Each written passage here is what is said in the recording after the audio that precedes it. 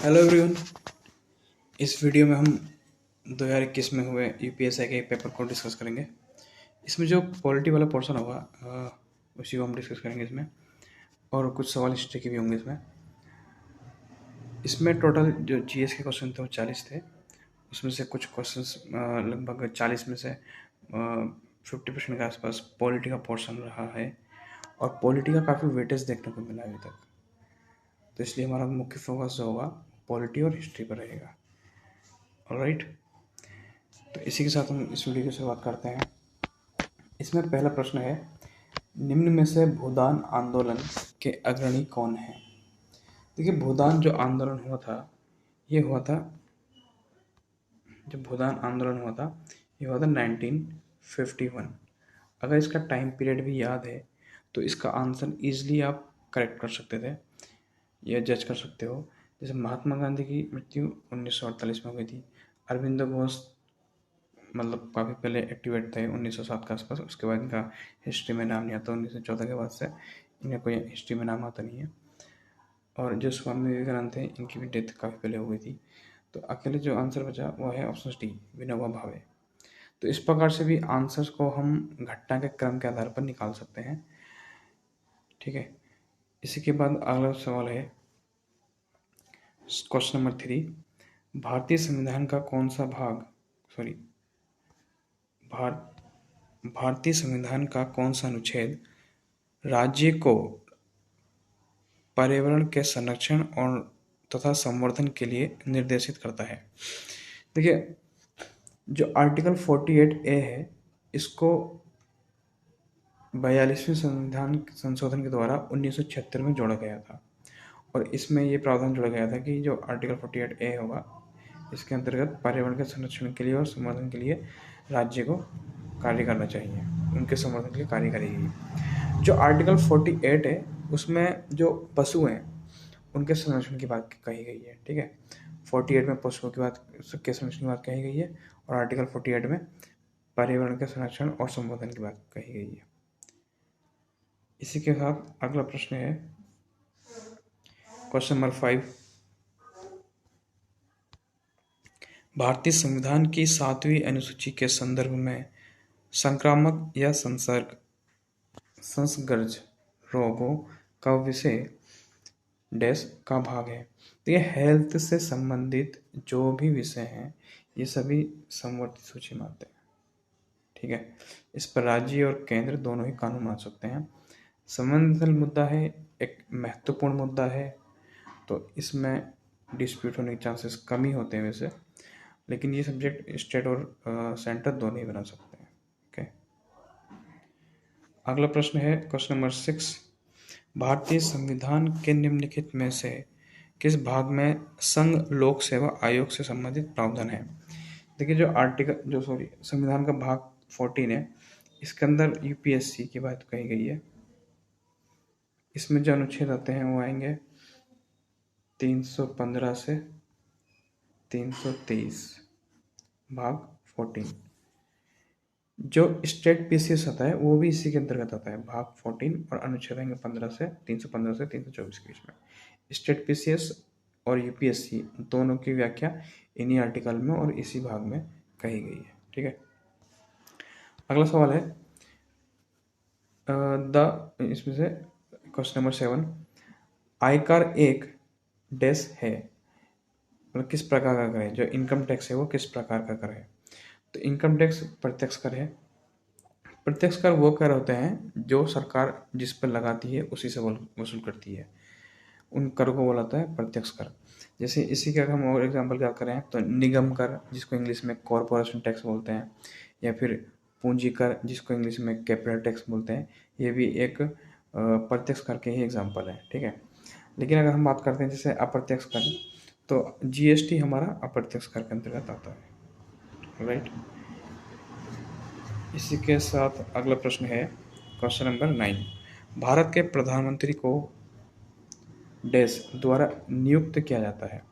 देखिए, भारत के प्रधानमंत्री को राष्ट्रपति नियुक्त करते हैं। ठीक है, तो इसका आंसर होगा ए, और जो प्रधानमंत्री बनते हैं वो लोकसभा में जो पार्टी बहुमत से जीतती है या फिर जिस पार्टी के सबसे ज़्यादा वोट होते हैं, सदस्य सबसे ज़्यादा जिस पार्टी के होंगे, उसी का नेता प्रधानमंत्री बनाया जाता है। और राष्ट्रपति प्रधानमंत्री की नियुक्ति करता है। ठीक है, प्रधानमंत्री का निर्वाचन नहीं होता है, प्रधानमंत्री की नियुक्ति होती है। निर्वाचन लोकसभा के सदस्यों का होता है। ठीक है, इसी के साथ अगला सवाल है क्वेश्चन नंबर 10। निजी रक्षा का अधिकार डैश की प्राकृतिक प्रवृत्ति पर आधारित है। देखिए, निजी रक्षा का मतलब क्या है कि सेल्फ डिफेंस है, प्राइवेट, अब मेरी जो प्राइवेसी है उसकी संरक्षण, उसकी सुरक्षा, तो वो आत्म परीक्षण से संबंधित होती है, आत्मसम्मान से नहीं। क्योंकि आत्मसम्मान हो गया समाज में जो आपको सम्मान मिलना है, लेकिन जो प्राइवेसी होती है उसमें उसको बोला जाता है आत्म परीक्षण की प्राकृतिक प्रवृत्ति के आधार पर। ठीक है, इसी के साथ अगला सवाल है क्वेश्चन नंबर 11। कौन सा संवैधानिक संशोधन अधिनियम ने 2 या अधिक राज्यों के लिए एक ही व्यक्ति को राज्य के रूप में नियुक्त करने का प्रावधान किया गया?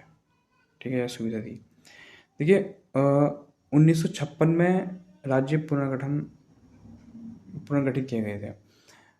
तो कई सारे, जब देश आज़ाद हुआ था, जब संविधान बना था, तो उस समय से कई सारे राज्यों ने भाषा के आधार पर अलग राज्य विभाजित करने की मांग कही थी, जिसके बेसिस पे कई सारी समितियां बनाई गई थी, जिन्होंने कई बार इसको सही ठहराया था, कई बार गलत ठहराया था। लेकिन 1956 तक आते आते कई सारे राज्यों का गठन किया गया और उसमें मतलब राज्यों की जो सुविधाएं हैं उनका अकॉर्डिंग इनका विभाजन किया गया था। तो जो हमारा जब संविधान लागू हुआ था उस समय 4 प्रकार के, भारत को 4 भागों में बांटा गया था। ठीक है, लेकिन जब 1956 में 2 भागों में बांट दिया गया, राज्य और केंद्र शासित प्रदेश। तो 1956 में ही जब ये 7वां संविधान संशोधन किया गया था, इसी के अंदर ही प्रावधान किया गया था कि एक ही व्यक्ति 2 या अधिक राज्यों के राज्यपाल बन सकते हैं। और इसमें एक प्रोविजन ये भी जोड़ा गया था कि 2 राज्यों के लिए एक हाई कोर्ट कार्य करेगा, ये कर सकता है। तो ये घटना 1956 की है। ओके, इसी में अगला सवाल है, भारत में सर्वोच्च कानूनी अधिकारी कौन है? इसका आंसर है भारत के महान्यायवादी। ये भारत सरकार के वकील होते हैं। ठीक है, इन्हीं को मतलब भारत का जो सर्वोच्च कानूनी अधिकारी है वही कहा जाता है इनको। अगला प्रश्न है क्वेश्चन नंबर 17।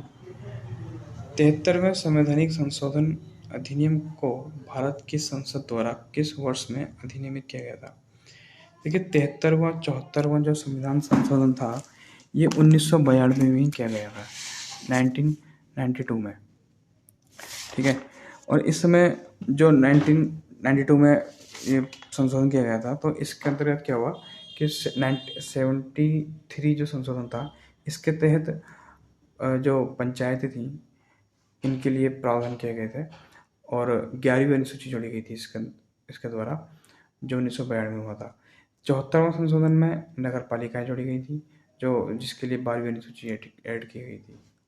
ठीक है, तो हम कह सकते हैं जो 73वां संशोधन था यह सब पंचायत से संबंधित है। और 11वीं अनुसूची 11वीं अनुसूची और इसमें जो विषय दिए गए थे पंचायतों को, उनकी संख्या थी 29 और जो नगर पालिका है उसके लिए सब्जेक्ट दिए गए थे 18। ठीक है, इसी के बाद अगला सवाल है क्वेश्चन नंबर 18। शाही फरमान के मुद्दे पर कौन से मुगल सम्राट का संबंध थॉमस रो से था? देखिए, शाही फरमान जब थॉमस रो भारत में लेकर आया था तो वो टाइम पीरियड था 1615 में। इस समय जो मुगलों का शासक था वो जहांगीर था और जो अंग्रेज जब भारत में फर्स्ट टाइम आए थे वो घटना थी 1608 की। इस समय भी जहांगीर था शासक। ठीक है, और जब ये थॉमस रो शाही फरमान लेकर आया था तो 1615 में भी जहांगीर था। अगला प्रश्न है क्वेश्चन नंबर 20। दहेज हत्या का अपराध बनाने के लिए महिला की मृत्यु डैश के वर्ष के भीतर किसी भी जलन या शारीरिक चोट या सामान्य परिस्थितियों के बजाय अन्य किसी कारण से होनी चाहिए।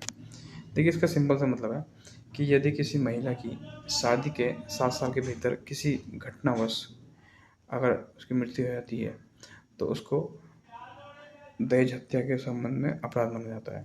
और 7 वर्ष के बाद अगर उसकी मृत्यु हुई किसी वजह से तो इस कानून के द्वारा उसको सजा का प्रोविजन नहीं है। ठीक है, इसी के बाद अगला सवाल है क्वेश्चन नंबर 21। सार्वजनिक दायित्व बीमा अधिनियम। देखिए, हुआ क्या था कि 1991 में एलपीजी सुधार आए थे। इस समय कई सारी विदेश कंपनियां, कई सारी भारतीय कंपनियों को भी निजीकरण किया गया था। और कई सारी निजीकरण न कह के उसको हम ये कह सकते हैं कि कई सारे प्राइवेट सेक्टर को भी सरकार ने खोला था इन्वेस्टमेंट करने के लिए, और विदेशी कंपनियों को भी छूट दी गई थी। इसलिए इस नियम को सरकार 1991 में लाई थी ताकि उन चीज़ों को, जो बीमा से संबंधित प्रोविजंस हैं, जो कंपनीज हैं, वो किसी तरीके से रेगुलेट की जाए। ठीक है,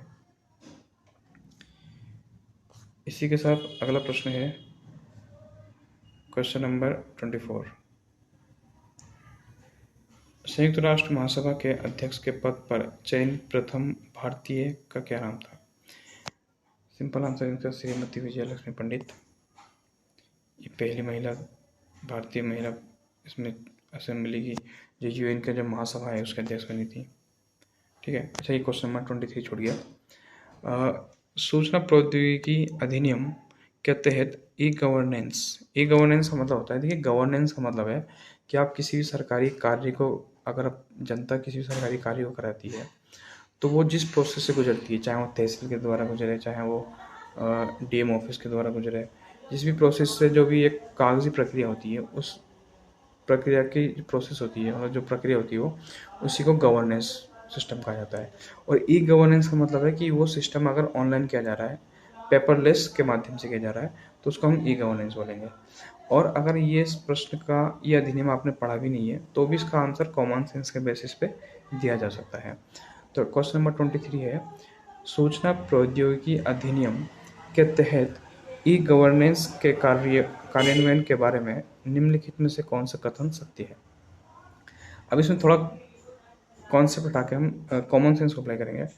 इसमें पहला स्टेटमेंट है, देखिए, पहले तो ऑप्शन देख लो आप कि तीनों ऑप्शंस किसी भी ऑप्शन में नहीं है, कि तीनों कथन किसी भी ऑप्शन का आंसर नहीं है। ठीक है, तो पहला जो स्टेटमेंट है वो है, एक व्यक्ति को ई गवर्नेंस पर जोर देने का अधिकार प्राप्त है। ऐसा नहीं हो सकता, इसकी पॉसिबिलिटी 0 है। इसके पीछे कारण क्या है? अभी भारत में हम कह सकते हैं कि जो हमारा साइबर सिस्टम है, जो गवर्नमेंट का साइबर सिस्टम है, वो इतना ज़्यादा मजबूत, इतना ज़्यादा टिकाऊ नहीं है कि उसको हैक नहीं किया जा सके। ये सारी इन्फॉर्मेशन ऑनलाइन नहीं कर सकते। सारे जो हम जितने भी प्रोसेसर काम है, जो पेपर वर्क है, उसको हम ऑनलाइन नहीं कर सकते अभी, क्योंकि अभी भारत का जो साइबर सिस्टम है अभी इतना ज़्यादा मजबूत नहीं है। ठीक है, मतलब हैकिंग के चांसेस, संभावना होती हैं। और आपने कई बार देखा होगा, छोटे मोटे जो फ्रॉड चलते हैं कॉल पर या फिर किसी मैसेज के द्वारा लिंक शेयर करके अकाउंट हैक कर लिया जाता है, फ़ोन हैक कर लिया जाता है, इन्फॉर्मेशन कलेक्ट की जा सकती है। तो इससे हम ये आइडिया लगा सकते हैं कि भारत में जो साइबर सिस्टम है वो इतना ज़्यादा मजबूत नहीं है। और अगर पहला जो स्टेटमेंट है, एक व्यक्ति को ई गवर्नेंस, मतलब सारे काम वो पेपरलेस तरीके से करने पर जोर नहीं दे सकते, क्या देने का अधिकार प्राप्त है। अगर उसको अधिकारी प्राप्त होता तो वो सारे कार्य ऑनलाइन करने के लिए सरकार पर केस कर सकता था। तो सरकार ये जो अधिनियम बनाएगी तो व्यक्ति को कभी ये पावर नहीं देगी कि वो ई गवर्नेंस उस पर इम्पोज करे, वो व्यक्ति। ठीक है, दूसरा स्टेटमेंट है, सरकार को ई गवर्नेंस का चयन करने का विवेकाधिकार प्राप्त है। बिल्कुल, सरकार के पास ऑप्शंस होने चाहिए। जो सरकारी सिस्टम है उसके पास ऑप्शन है कि वो ऑनलाइन करे या ना करे, उसकी विवेकाधीन शक्ति है वो। तो ये अधिकार तो सरकार अपने अधिकारियों को प्रोवाइड कराएगी। ठीक है, तो ये तो दूसरा वाला स्टेटमेंट सही है। तीसरा स्टेटमेंट है, किसी को भी ई गवर्नेंस पर जोर देने का अधिकार नहीं है। बिल्कुल सही बात है। अगर किसी भी व्यक्ति को हम परमिशन दे देते हैं ई गवर्नेंस में जोर देने के लिए, तो वो सरकार के खिलाफ भी केस करेगा। तो इसके अकॉर्डिंग आंसर 2 और 3 होगा। ठीक है, इसी के साथ अगला सवाल है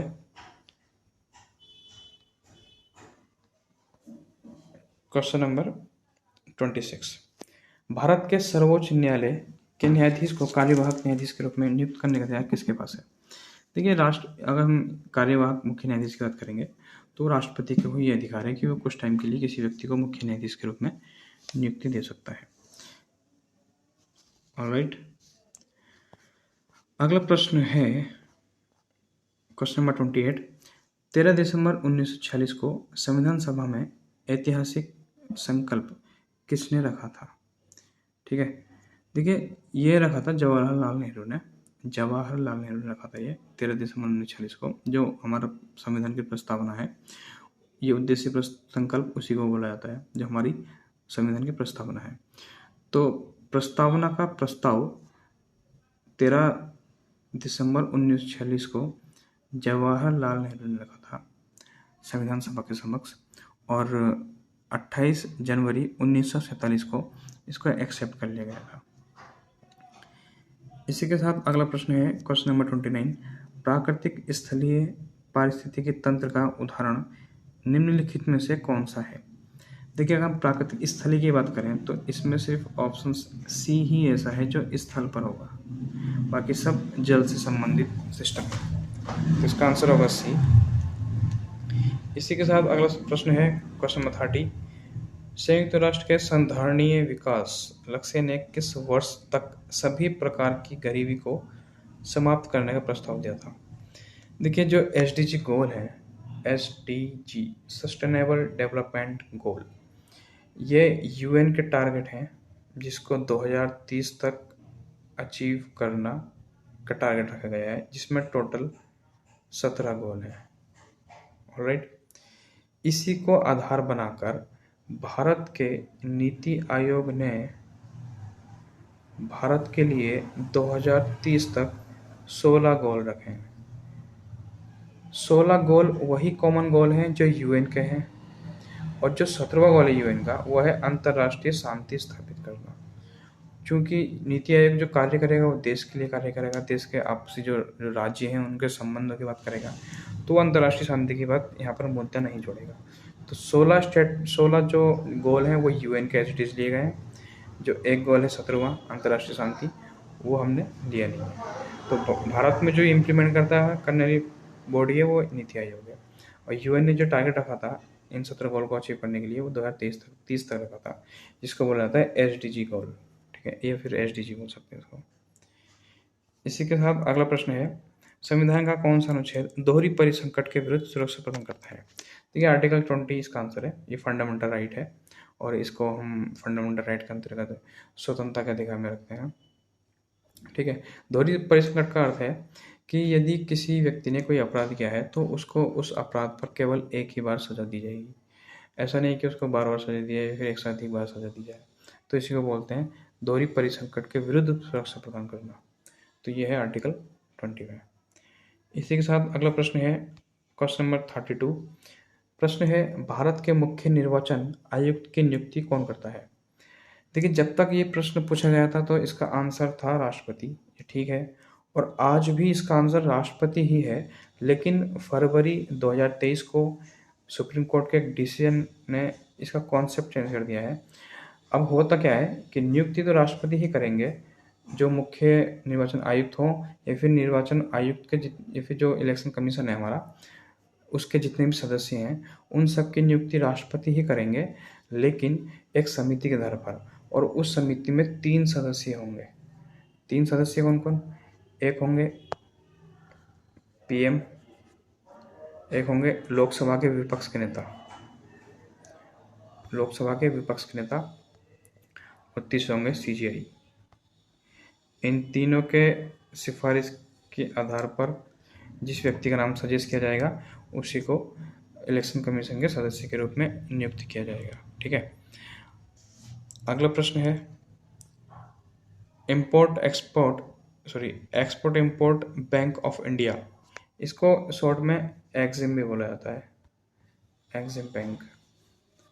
की स्थापना कब की गई थी? देखिए, इसकी स्थापना की गई थी 1982 में।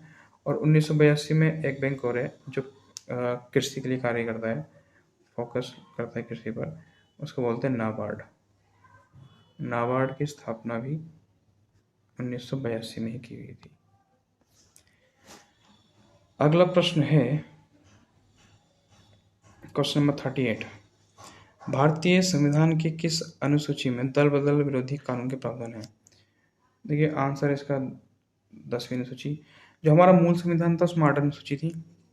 जो 9वीं अनुसूची है वो भूमि सुधार से संबंधित है। 10वीं अनुसूची दल बदल कानून से संबंधित है।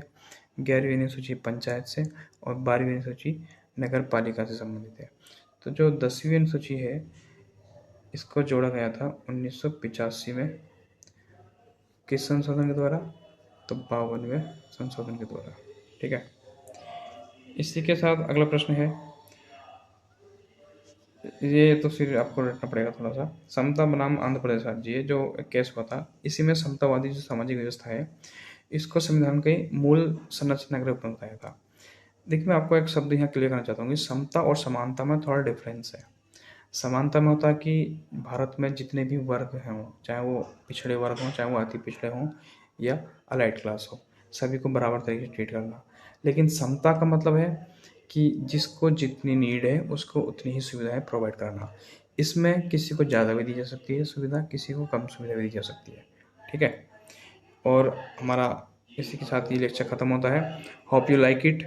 अपना सजेशन इम्प्रूवमेंट के लिए आवश्यकता दें, ज़रूर दें। Thank you.